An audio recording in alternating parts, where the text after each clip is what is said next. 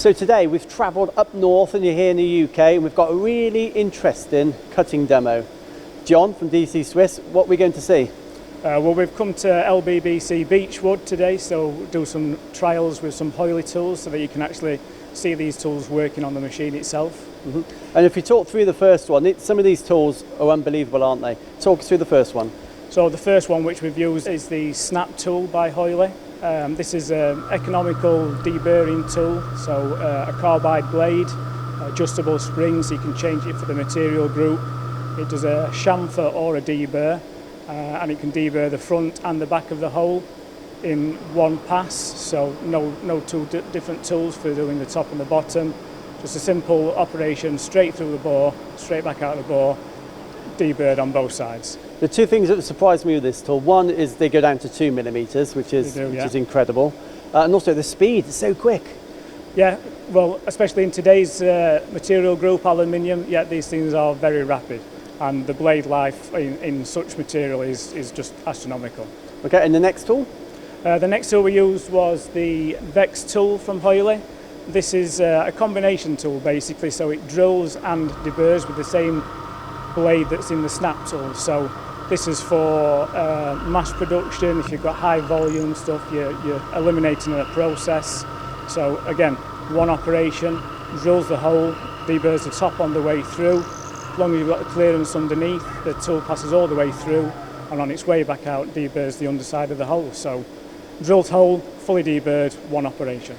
On our travels, we see a lot either hand deburring or on an old pillar drill doing that secondary operation. Yeah. But it's fair to say you're not going to get the repeatability or the surface finish or the quality, the tolerances as using a process like this, are we? No, I mean, once this is set on the snap blade, then it's 100% repeatable. Whatever size chamfer or deburr you get, you will get that on every single component.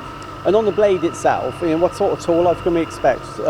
Today's aluminium, so obviously it's going to be significant. Yeah. Obviously it depends on material group and the work holding and everything, like anything does. But if you've got everything set up perfect on aluminium, this blade will probably do 30,000 bores. Incredible. What's the range in terms of diameter and length ratios? For the snap tools, they start at 2mm and go up to.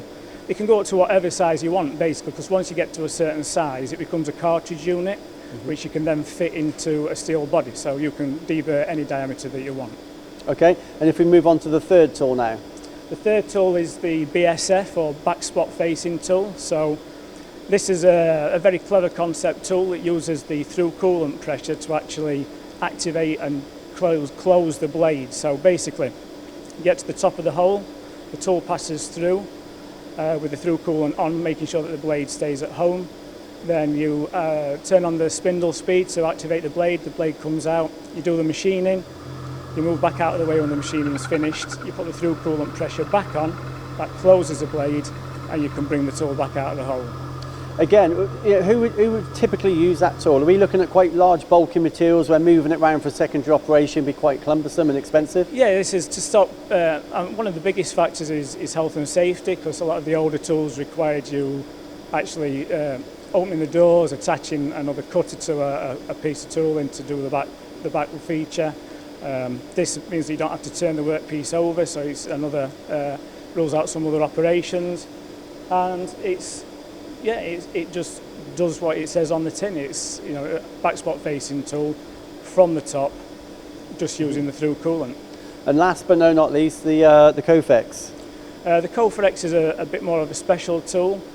These are 100% designed, developed with the customer for that actual unique operation. So these aren't off-the-shelf tools, but these work in areas where if you've got a bore that's sensitive, that you don't want any marks leaving on, these tools actually pitch an offset, pass through the bore without touching it, and then pitch back on to do the machining. And they also do areas which the standard snap and COFA tools can't do, so oil feed holes that are in at angles, size on size bores which meet another bore at the bottom. These were all areas which Heule couldn't cover with their standard tools, so they developed the X range of tools to meet this demand. I think you've just asked my last question really, but clearly these are great for this application. But what limitations, if there are there any? Size is a limitation on the BSF. They can only do up to 2.3 times the back spot face ratio.